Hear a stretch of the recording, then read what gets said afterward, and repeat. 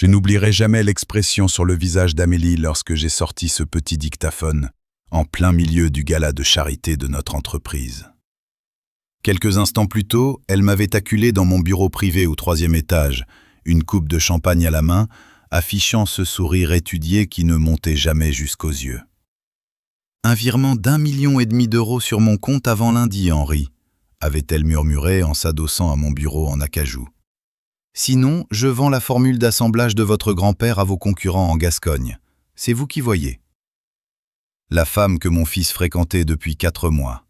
La brillante consultante en marketing qu'il avait fait entrer dans notre entreprise familiale était en train de me faire chanter, dans mon propre bureau, pendant une soirée de collecte de fonds pour les enfants malades. Son audace aurait été presque admirable si elle n'avait pas été si abjecte. Mais je vais trop vite. Laissez-moi revenir en arrière et vous raconter comment nous en sommes arrivés là. Tout a commencé il y a 6 mois, au salon de l'agroalimentaire de Bordeaux. Notre maison, Cognac Dubois et Fils, produisait un cognac biologique haut de gamme depuis 3 générations. Mon grand-père avait commencé en 1947 avec rien d'autre que quelques hectares de vignes et un rêve.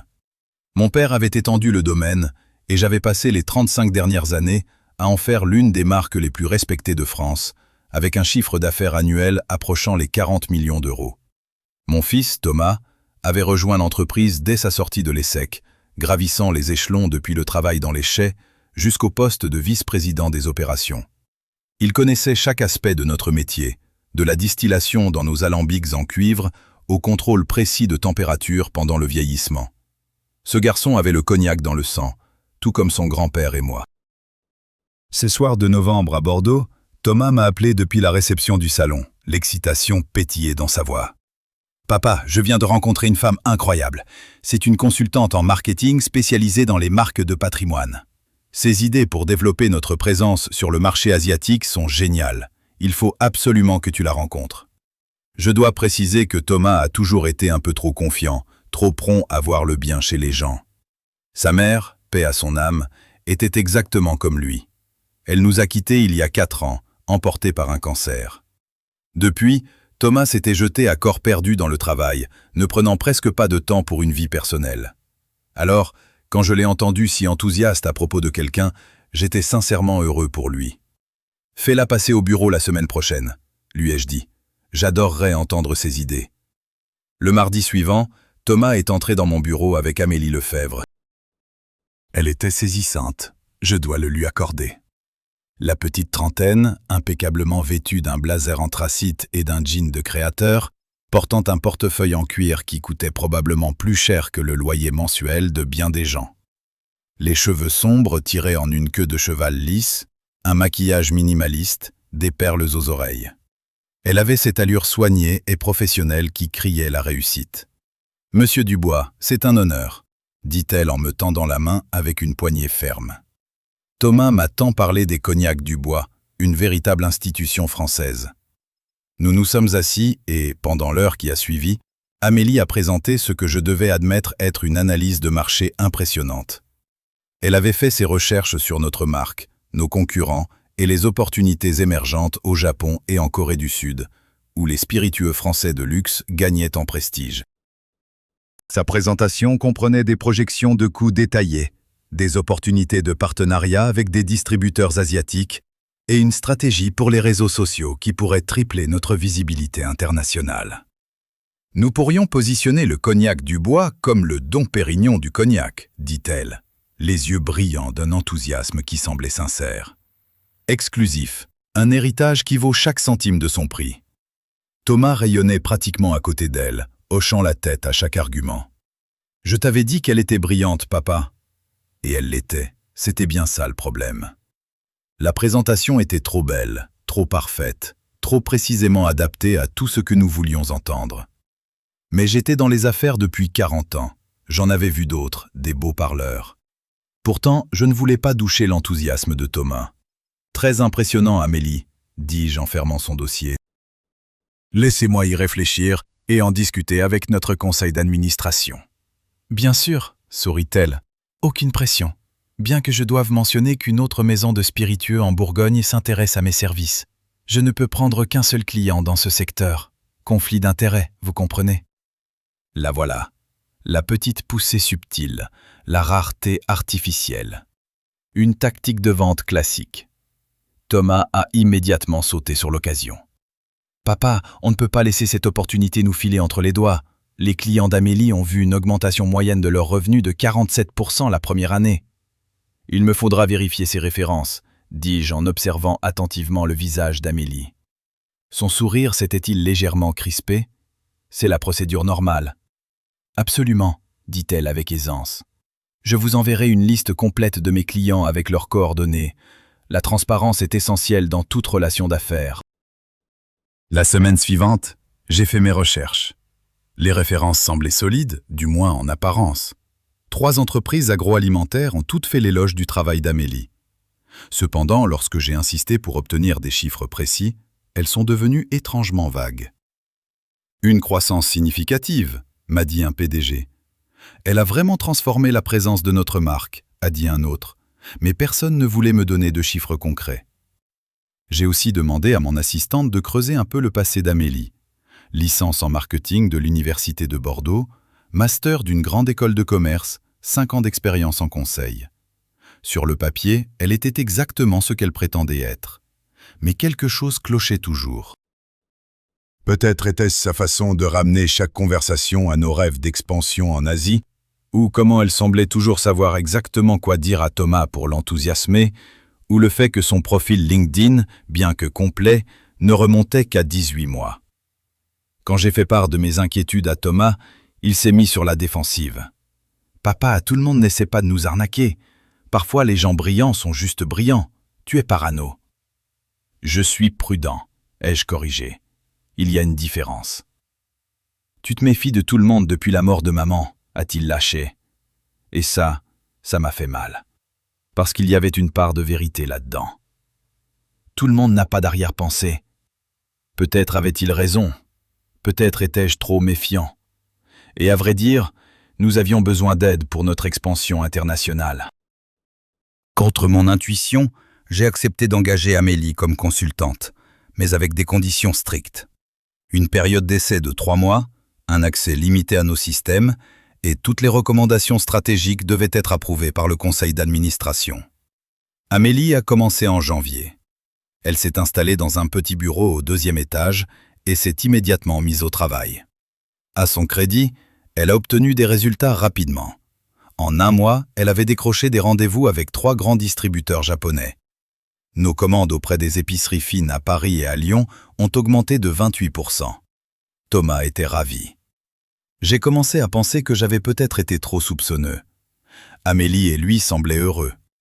Je les voyais rire ensemble à la cafétéria, travailler tard sur des présentations, partir en week-end au Cap Ferret.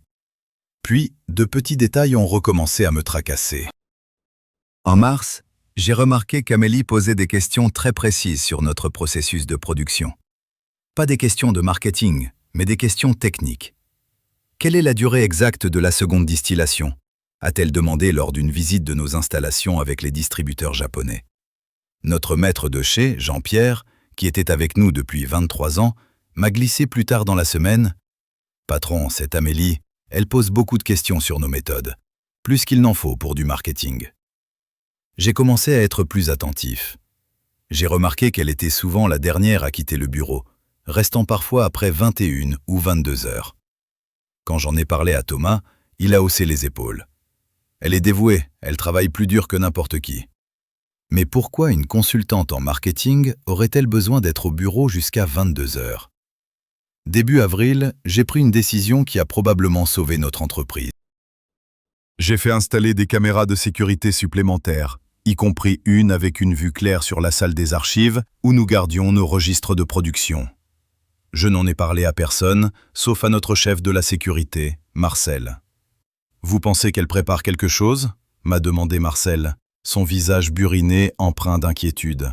« Je pense que je veux avoir tort », ai-je répondu.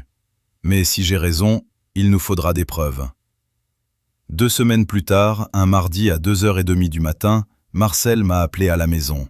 « Henri, il faut que vous voyiez les enregistrements de cette nuit. » J'ai conduit jusqu'au bureau en pyjama, le cœur battant à tout rompre. Marcel avait préparé la vidéo.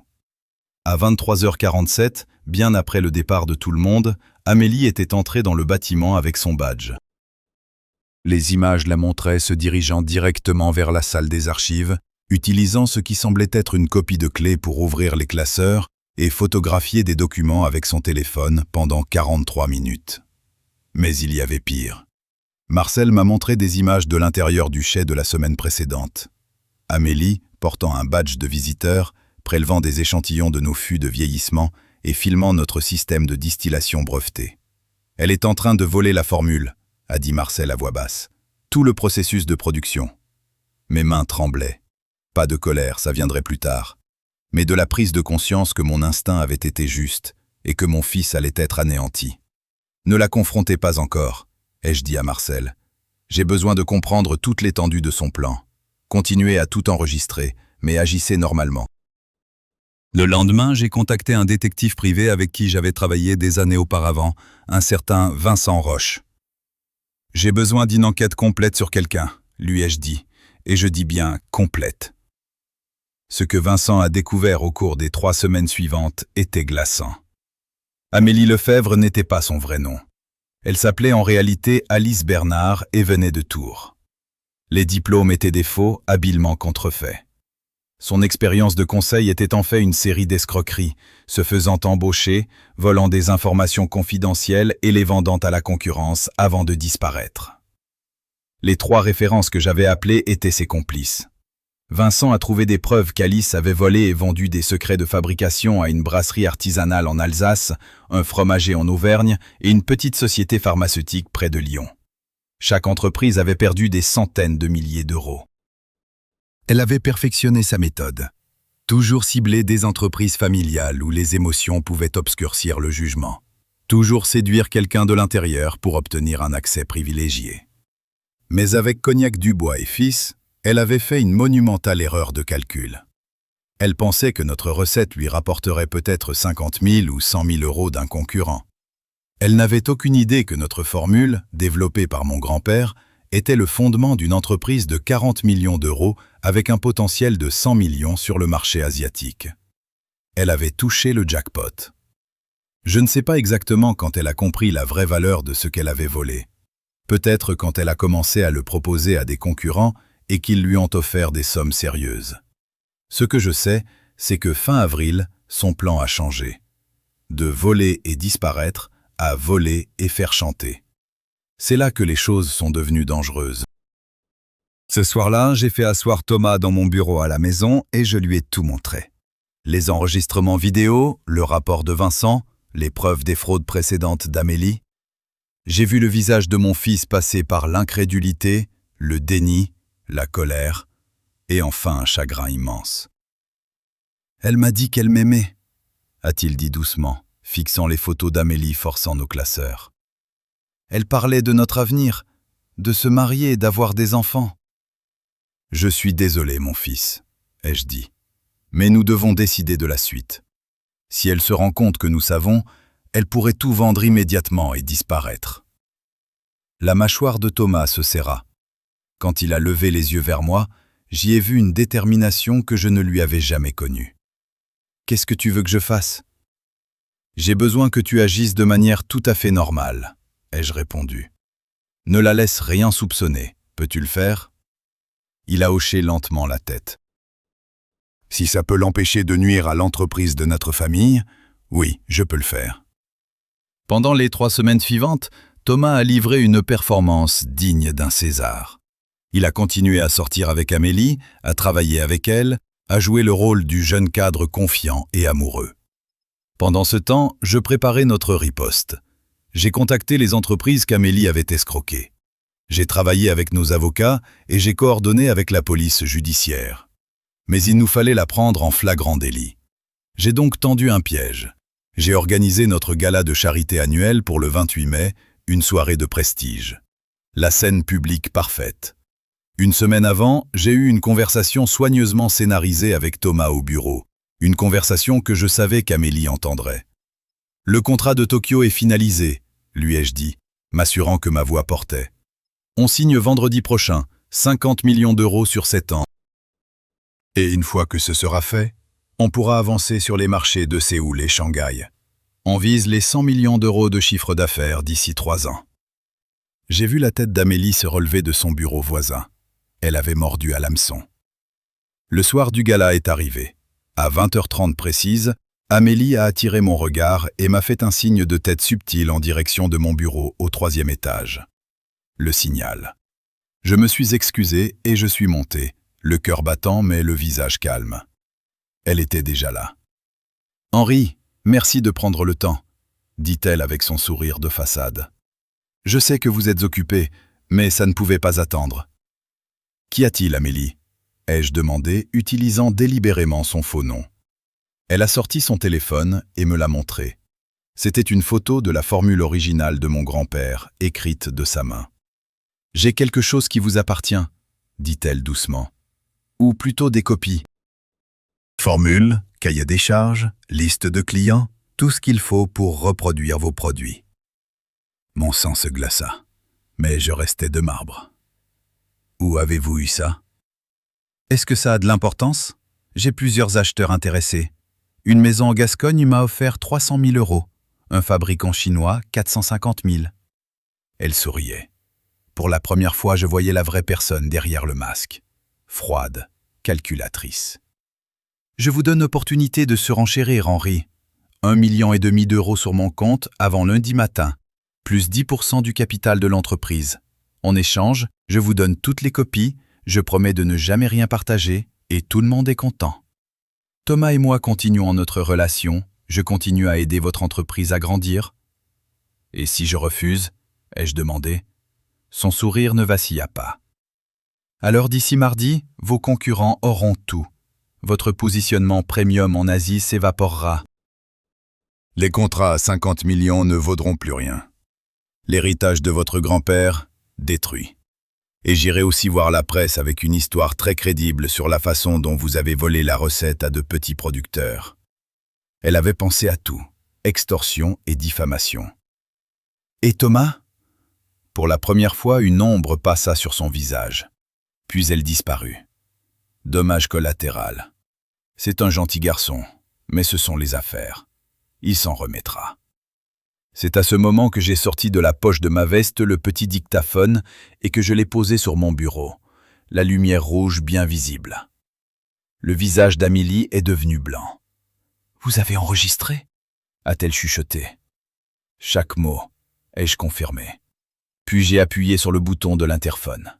« Marcel, nous sommes prêts. » La porte du bureau s'est ouverte et sont entrés non seulement Marcel, mais aussi la commissaire Patricia Deschamps de la police judiciaire, 2 officiers en uniforme, Thomas, notre avocat maître Chevalier, et Vincent, mon détective privé. La coupe de champagne d'Amélie lui glissa des doigts et se brisa sur le parquet. « Alice Bernard », a dit la commissaire Deschamps d'un ton formel. « Vous êtes en état d'arrestation pour extorsion, vol de secret de fabrication, escroquerie et usurpation d'identité. Vous avez le droit de garder le silence. » Mais Amélie ne l'écoutait pas. Elle fixait Thomas, un choc authentique sur le visage. « Tu savais ?» Le visage de Thomas était de pierre. « Depuis 3 semaines, mon père m'a tout montré. Chaque mensonge, chaque vol. Je l'ai aidé à organiser ce piège. »« Mais tu as dit que tu m'aimais » a-t-elle murmuré. « J'ai dit ce que je devais dire pour protéger ma famille », a répondu froidement Thomas. « Ça vous rappelle quelque chose ?» Alors que les officiers lui passaient les menottes, elle m'a regardé une dernière fois. « Vous faites une erreur. Ces fichiers sont cryptés. Vous ne les aurez jamais sans ma coopération. » Je souris pour la première fois de la soirée. Vincent, mon détective, a alors sorti un ordinateur portable. Nous surveillons son cloud depuis 2 semaines. Nous avons tout téléchargé. Nous avons aussi tracé les comptes que vous utilisiez pour contacter les acheteurs. Vos complices sont en train d'être arrêtés au moment où je vous parle. Je repris. La maison en Gascogne, soit dit en passant, celle qui vous aurait offert 300 000 euros, c'était nous. Vincent s'est fait passer pour leur PDG. La police a 17 heures d'enregistrement de vous tentant de vendre des secrets volés. Elle comprit. Ses épaules s'affaissèrent. Elle était vaincue. Après son départ, je me suis tourné vers Thomas. Il avait l'air épuisé. « Tu as bien agi, mon fils », ai-je dit doucement. Il a hoché la tête. Puis son sang-froid a finalement cédé. « J'ai vraiment cru qu'elle m'aimait, papa. » Je l'ai serré dans mes bras. « Je sais, et je suis désolé que tu aies eu à traverser ça. Mais tu as été courageux et tu as protégé ce que ton grand-père a bâti. Il serait fier de toi. » « J'aurais dû t'écouter depuis le début, » a dit Thomas, la voix étouffée contre mon épaule. « Tu as essayé de me prévenir et je t'ai traité de parano. »« Tu as le droit de croire aux gens, » lui ai-je dit. « Ce n'est pas une faiblesse. C'était une escroc professionnelle. Tu ne pouvais pas savoir. » Dans les semaines qui ont suivi, Alice, ou Amélie, a été condamnée à 8 ans de prison ferme. L'affaire a fait grand bruit et, ironiquement, a servi notre publicité. Les médias internationaux ont raconté l'histoire de l'entreprise familiale française qui a déjoué une espionne industrielle. Notre reconnaissance sur les marchés asiatiques a doublé. Thomas s'est replongé dans le travail, plus prudent, plus analytique. La confiance facile avait disparu, remplacée par un scepticisme réfléchi. Environ 6 mois après le procès, il m'a dit un soir, alors que nous faisions l'inventaire dans l'entrepôt, « Je t'ai longtemps reproché ton attitude après la mort de maman. Je pensais que tu étais devenu froid et méfiant. Mais tu essayais juste de protéger ce qu'elle avait aidé à construire. » J'ai posé ma main sur son épaule. « Tu n'as pas à t'excuser d'espérer le meilleur des gens, fiston. Le monde en a besoin. Garde juste un peu de la paranoïa de ton vieux père, d'accord ?» Il a ri, et ça faisait du bien à entendre. Marché conclu, le scepticisme plein d'espoir. Je vais l'ajouter sur mes cartes de visite. 3 jours plus tard, j'ai reçu une lettre de la prison où était incarcérée Alice Bernard. J'ai failli la jeter. « Monsieur Dubois », écrivait-elle, « je ne m'attends pas à ce que vous me pardonniez. Mais je voulais que vous sachiez qu'en 8 ans d'escroquerie, vous avez été le premier pigeon à me battre. Pas seulement à m'attraper, mais à me déjouer complètement. J'ai eu beaucoup de temps pour réfléchir ici aux familles que j'ai blessées. Ce que je n'arrête pas de me dire, c'est que ce soir-là, dans votre bureau, je pensais avoir le contrôle, mais vous aviez 3 coups d'avance. Vous avez respecté la menace que je représentais suffisamment pour planifier, pour protéger ce qui comptait. J'espère que votre fils réalise la chance qu'il a. Pas parce que vous êtes riche, mais parce que vous vous souciez assez de lui pour vous battre. En lisant les articles sur vous et Thomas, j'ai réalisé que ce qui me met en colère, c'est de n'avoir jamais eu ce que vous deux avez. Perdre contre vous m'a appris plus que toutes mes victoires. Bonne chance pour votre entreprise. Sincèrement, Alice. J'ai lu la lettre 3 fois, puis je l'ai rangée dans un tiroir. Je ne l'ai pas montrée à Thomas. Certains secrets, un père les garde pour lui. Mais ce soir-là, j'ai appelé mon fils et je lui ai demandé s'il voulait dîner avec moi, juste nous deux. « Avec plaisir, papa », a-t-il répondu, et je pouvais entendre le sourire dans sa voix. Au final, c'est ça qu'Amélie n'a jamais compris. Elle voyait notre entreprise comme une cible. Mais Cognac Dubois et Fils, ce n'était pas juste une question de spiritueux ou d'argent. C'était une histoire de famille, de pères et de fils travaillant côte à côte. Protéger ce que l'on bâtit, pas seulement pour soi, mais pour ceux qui viendront après. C'est ça, la vraie formule secrète. Et celle-là, personne ne pourra jamais nous la voler.